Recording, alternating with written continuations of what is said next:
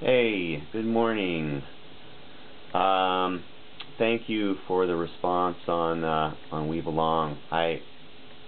Again, I had no idea you guys would like it that much. You know, I'll start doing some more acoustic stuff. I'm kind of out of practice.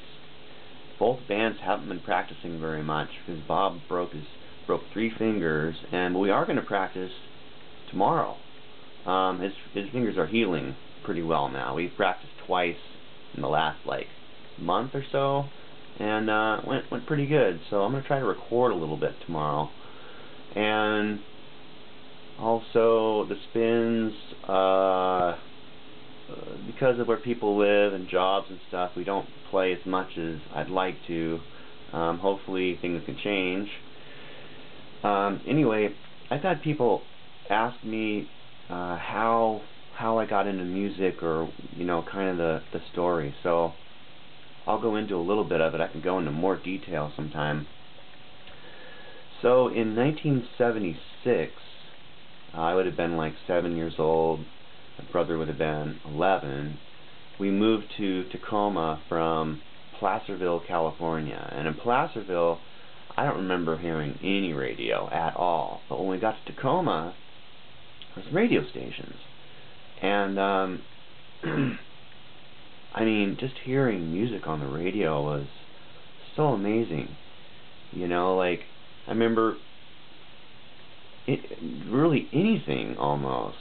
Just it was exactly what I wanted, was to hear music in it. I always loved music.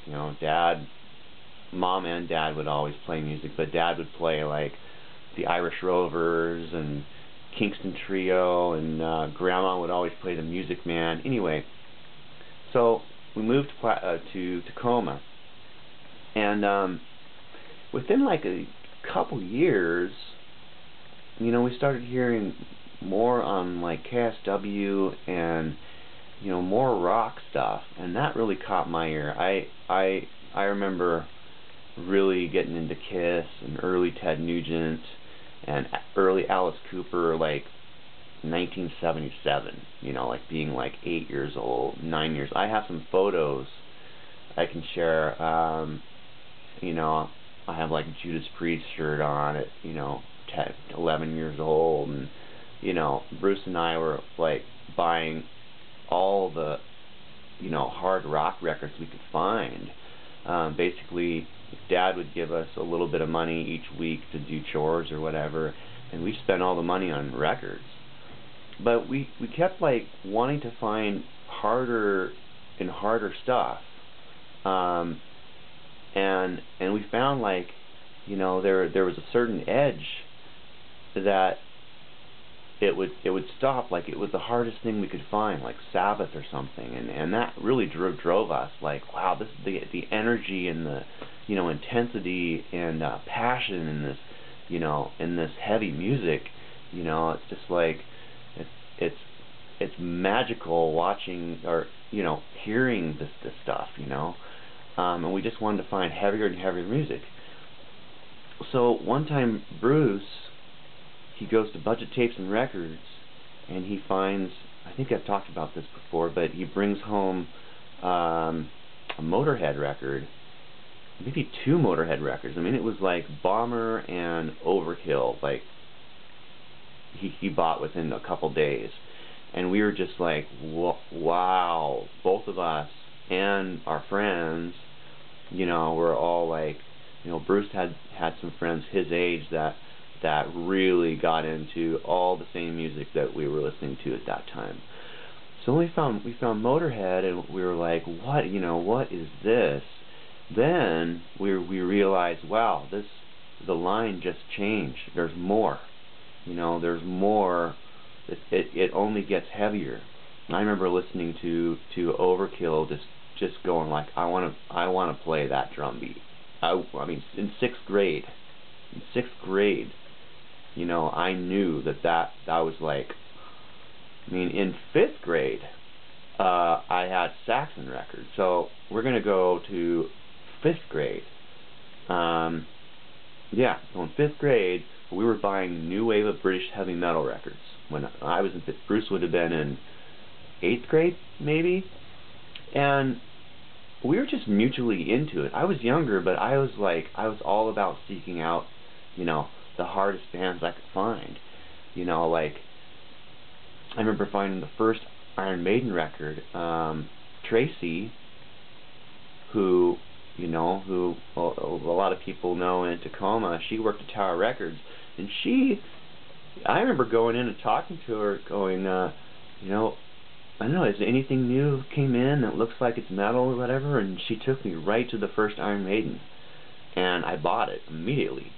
And what we'd also do, Bruce figured this out. He's a smart guy. This is wild. You may have never heard this before, but he figured out that if you look at the grooves on a record, you could tell how many mellower songs is on it so if you say, get a record like like the first Iron Maiden, and you can see there's a song on there that's mellower, and it will be darker. The grooves look darker than the harder stuff. It looks lighter. So Bruce figured this out. Like, we could see how hard the band was by how light or how dark the grooves were. So what we both did, this is, I know this is a little bad, but we didn't steal anything.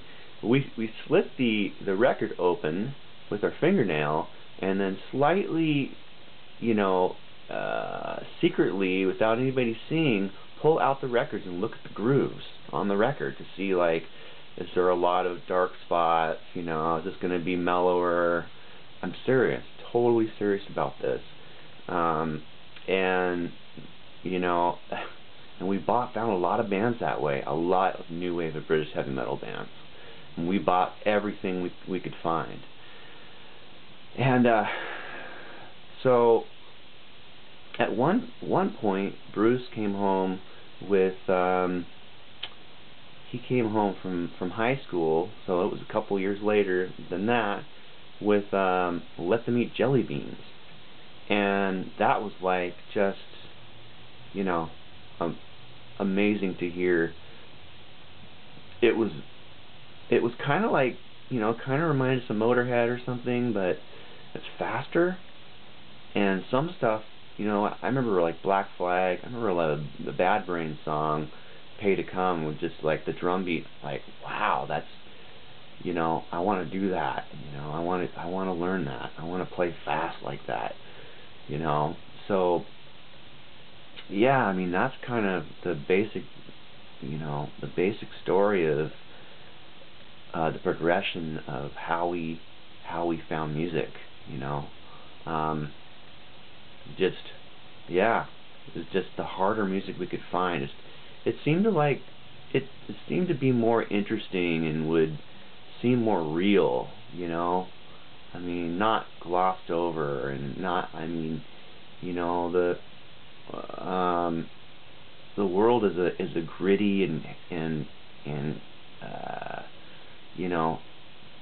heavy place. I guess it just kind of, that music reflects reality more, in a way.